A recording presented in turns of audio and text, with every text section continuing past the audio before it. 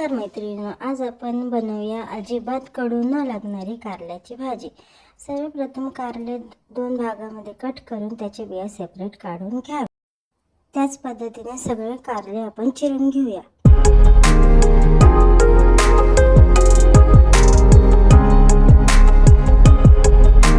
सगळी कारले चिरून झाल्यानंतर त्यात थोडं मीठ घालून चांगले चोळून स्वच्छ धुवून घेऊया।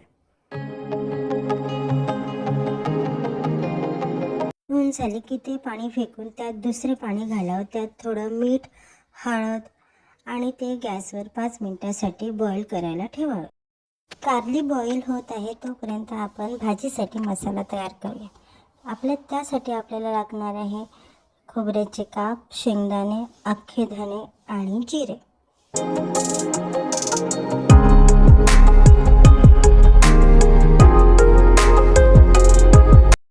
सगळे जिन्नस एकत्र करून चांगले मंद आचेवर खरपूस भाजून घेऊया।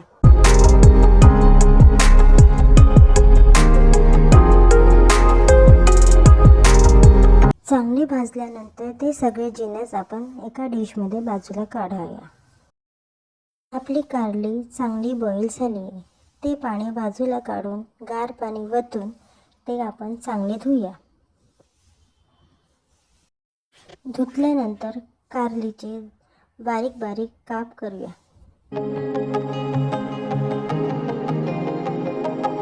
कारली बारीक चिरल्यानंतर आपण गॅसवर कढई ठेवूया। त्यात थोडे तेल ओतूया आणि ती बारीक चिरलेली कारली त्या तेलात घालून थोडे 2 मिनिट परतून घेऊया।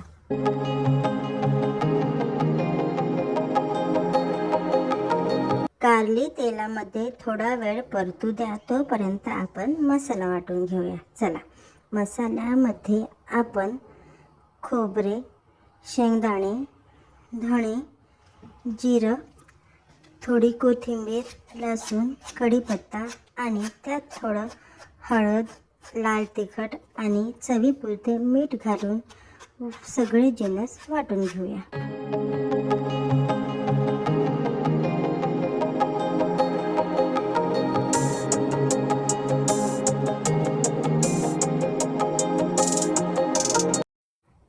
आता कारली तेलामध्ये चांगली परतल्या गेली आहे, तर आपण ते बाजूला काढूया।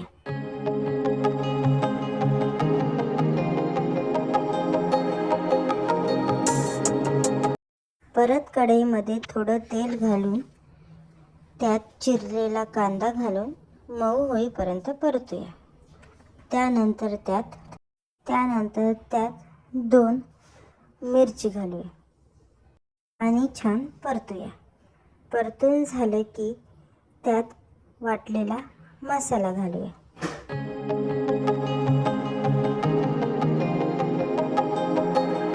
मसाला घातल्यानंतर छान परतून घेऊया। मसाला परतल्यानंतर त्यात बारीक चिरलेली कारली घालावी व छान एकजीव करून घ्या।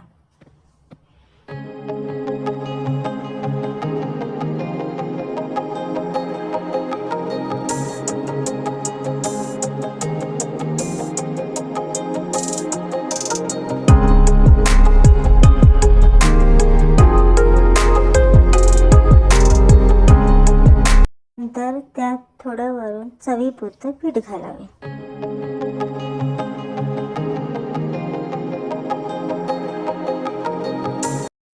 आणि थोडं गूळ पावडर घालावे।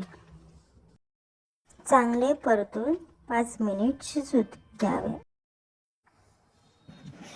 शिजल्यानंतर वरून थोडी कोथिंबीर घालावी व आपली कारल्याची भाजी तयार।